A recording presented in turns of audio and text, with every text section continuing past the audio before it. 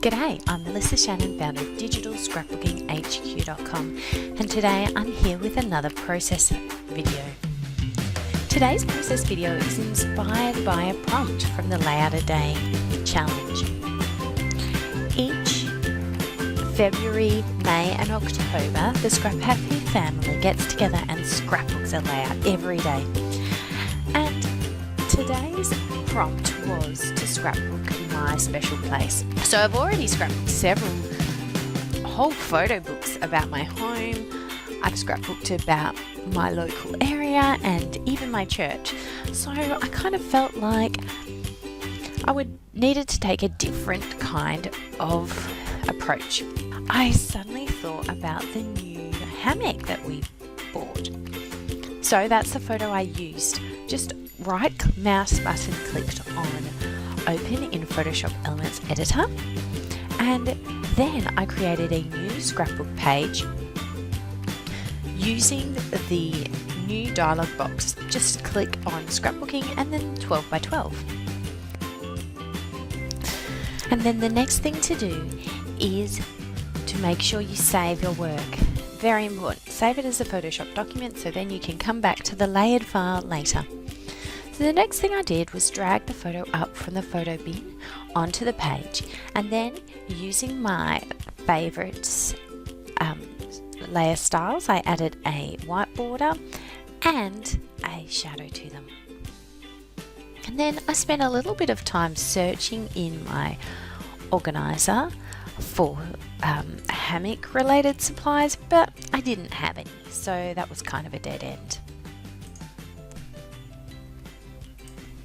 And then I looked for things relating to sky, and I found a few different layer papers, so I dragged them on and played around with them to see if I liked them with my background.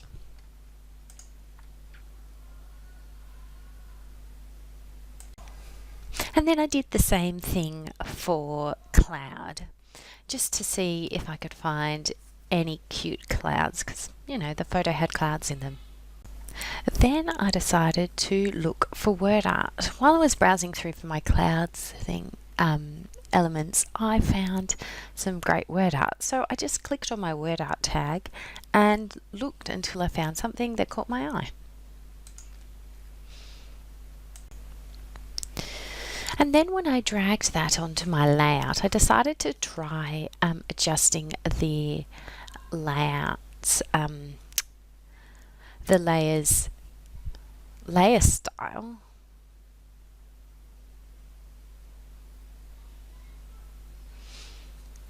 Colorbone made some fun effects, and I played around with that for a bit.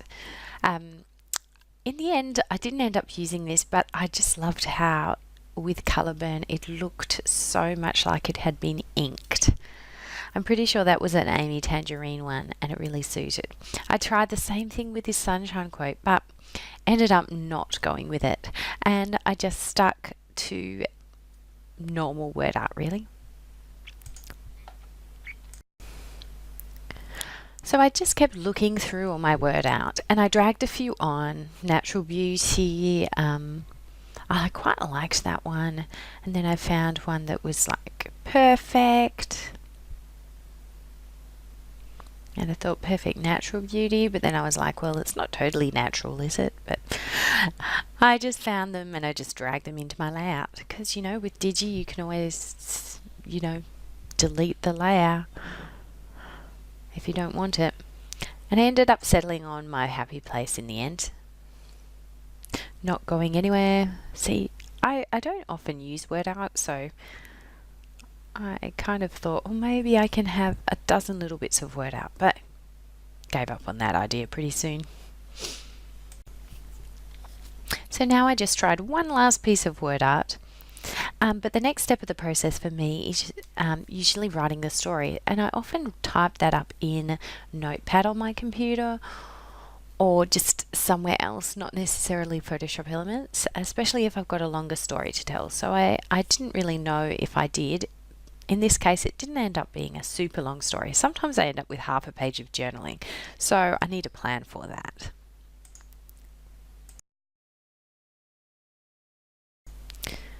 So then the next step of the process is to just pop that journaling into a text box. I use the type tool to draw a rectangle, and then I just copy and paste my text in.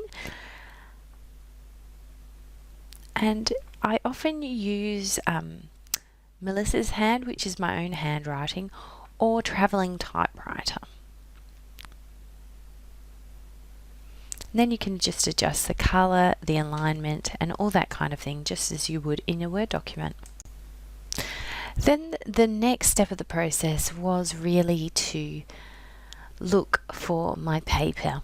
So I just searched for my paper based on finding all the JPEGs that were that width, and I found this gorgeous floral. I loved it, just loved it. I thought, well, maybe my layout's almost done here. But then I realized I can't really put my journaling on that paper, and I kind of fussed around for a while, tried to think of ways I could include it, but in the end I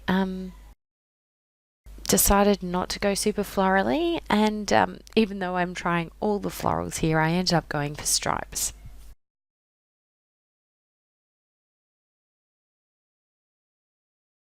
I thought maybe what I could do is use the colours in the hammock itself to inspire my paper choices. So that's what I'm doing here, just simply scrolling through my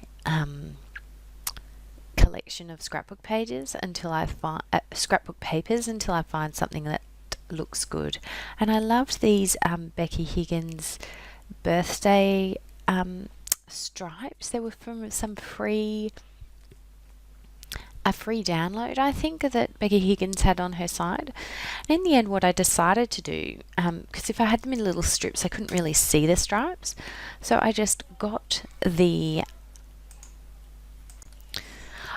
paper and I just squished it horizontally, so I resized it so those thick stripes became thinner and you could actually see them. And now you see me just playing around with the order, and then thought, well, let's add some interest by not having them all go fully across the page. I'm getting to the end here and I'm really enjoying how it looks, but I thought, well, what do we need? Colour, texture, shine, glitter shine, colour, texture, something shine, I don't know. Whatever they say in design, you need different elements. So I thought I could add that by doing a quick search for lace in my catalogue, and I just popped this white lace. I rotated it 90 degrees, and then I popped that on that red plain piece of paper. I thought that was pretty fun, really. I had to work out where exactly to put it though. Then I just saved my file, and then at the last minute I thought, well, can I put that good vibes thing on there? No, it didn't really work out. And I even tried adding more textiles, but in the end I just stuck with how it was, really. And I think in the final layout I did move that my happy place slightly in the end. But I hope you've enjoyed this look at how a digital scrapbook page comes together, and I hope I've inspired you to create your own with pretty paper and pixels.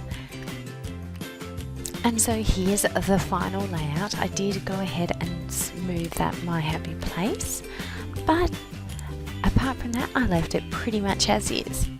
If you'd like to learn more about digital scrapbooking or Photoshop elements, head to digitalscrapbookinghq.com.